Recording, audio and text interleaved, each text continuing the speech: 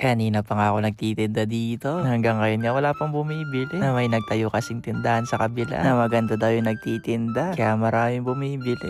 Kaya sasarado ko muna tong tindahan namin. Na mag-iisip na muna siguro ako ng bagong strategy, no mga guys. Shot! Dahil magluluto muna siguro ako mga guys. Kasi kanina pa ako di kumakain. Kaya kapag nabasa nyo to, wag muna siguro kayong kakatok ha. Kasi baka magising si mama. Alaman niya sinara ko tong tindahan niya.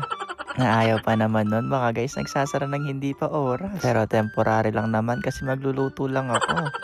Nasaktong-sakto mga guys. Meron nga akong nakita mga patatas dito at saka rice flour. Kaya ito na lang siguro yung lulutuin ko. Na alam niyo mga guys, kahit maraming paninda si mama dito, kabisado niya lahat. Kaya minsan kapag hinahanap niya isang bagay sa tindahan, sinasabi ko na lang na nabili kahit nakain ko na. Chot! Ay hindi pala chot. Familiar ba kayo dito mga guys? Dito sa patatas. Nasanigurado ko nakakita na kayo ng patatas, no?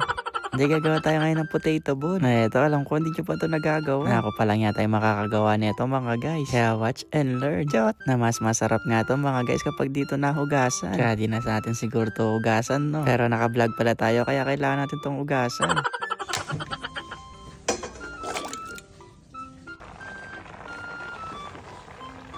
Medyo malambot na nga itong mga patatas. Kaya inahon ko na rin. Kasi nagsasalita na nga itong mga patatas. Sabi, ihawon mo na kami kasi mainit. Nakakaiba nga itong ginagawa natin ngayon mga guys. Na hindi kasi ito yung typical na french fries. Hindi rin to mashed potato. Hindi rin siya cheese. Basta patatas siya.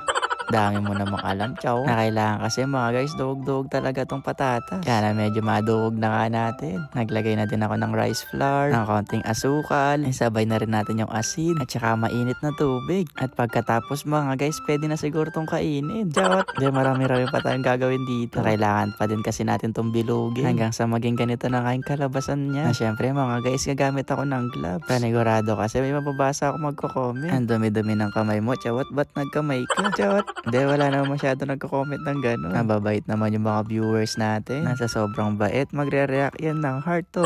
Na ang hirap pala ng naka-gloves mga guys kapag nagbibilog. Kaya wala nyo na lang siguro kung ginamitan ko bang gloves lahat ng mga nabilog natin.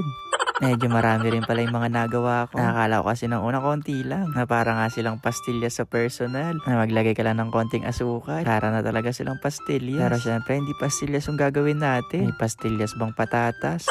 Kaya kailangan pa itong maprito para makita nga nga natin yung finished product mga guys.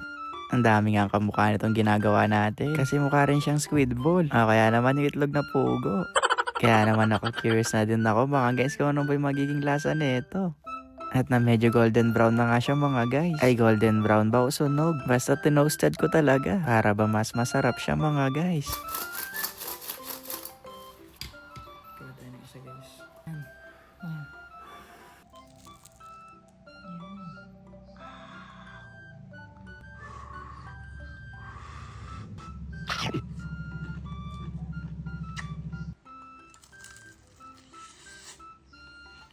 Herbal.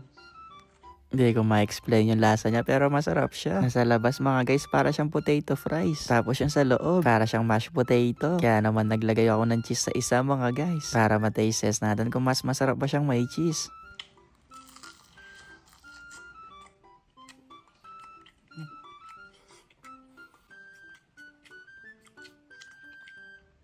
Para mas masarap siyang wala.